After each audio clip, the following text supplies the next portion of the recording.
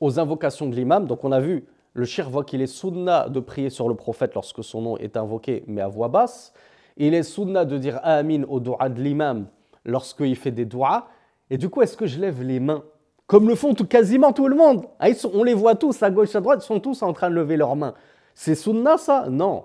Cheikh Salih Al-Fawzan nous dit c'est pas du tout sunna ça. Il y a même certains savants qui nous disent c'est une bid'a, c'est une innovation de lever les mains. On ne lève pas les mains à ce moment. Est-ce que l'imam lui-même lève les mains? Ben non.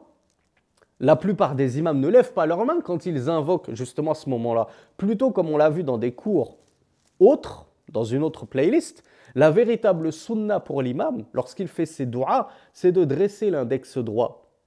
À ce moment-là, quand il est dans sa khutba et qu'il invoque, il dresse l'index droit.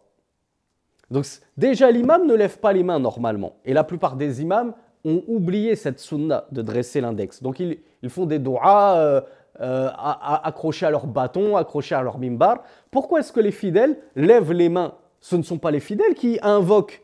Ils disent juste amin. C'est l'imam qui invoque. Donc tu n'as pas à lever tes mains à ce moment-là. Et ça n'a pas été rapporté des compagnons qui levaient leurs mains à ce moment-là. Il ne convient pas de jeter des coups d'œil à droite et à gauche. La sunna, c'est qu'on se tourne vers l'imam. Et ça, c'est une sunna qui est mahjoura, une sunna des compagnons qui est complètement délaissée de nos jours, ou qui est énormément délaissée de nos jours. Je vois que très très peu de frères le faire. C'est que les compagnons ont dirigé leur face vers le prophète sallallahu alayhi wa sallam lors de la khutbah. Alors que de nos jours, les gens dirigent leur face vers la qibla. Donc, ça peut être judicieux lorsque l'imam se trouve dans la direction de la qibla et que son mimbar est juste à côté du mihrab.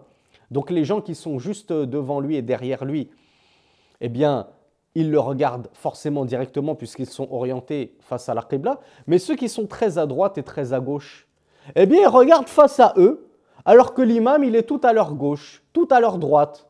Mais ils se disent, non, non, il faut que je reste orienté face à la qibla. Mais non, c'est pas ça la sunna. La sunna, c'est de t'orienter vers l'imam. Quand bien même, tu dois t'orienter et tourner ton corps de 45 degrés pour regarder et faire face à l'imam. Et non pas faire face au mur, qui en plus parfois contient des ornements, des écritures qui vont encore plus te détourner de la khutbah. Donc le Cheikh Salih, hafidhahullah, il nous dit que il ne convient pas de jeter des coups d'œil comme ça à droite et à gauche lors de la khutbah. Tu dois plutôt fixer l'imam religieusement et consciencieusement, ne pas te laisser distraire dès qu'à chaque fois qu'il y a un nouveau frère qui arrive, on le regarde comme ça. Qu'est-ce que vous avez à regarder les frères qui rentrent dans la mosquée?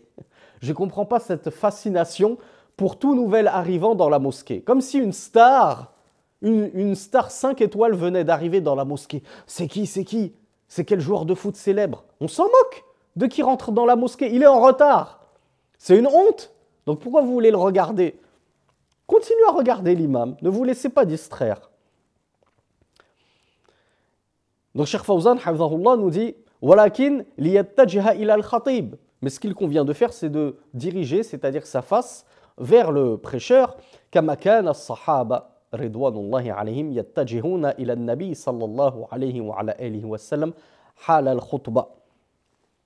Et ça, c'est ce que je vous ai expliqué, que les compagnons, eux, ils dirigeaient leur face, même leur corps, en direction, ils se dirigeaient vers le prophète sallallahu alayhi wa sallam lorsqu'il délivrait son sermon. Vous le trouverez dans le hadith numéro 508, dans les Sunan d'At-Tirmidhi, pour ceux qui veulent faire le rappel et le partager.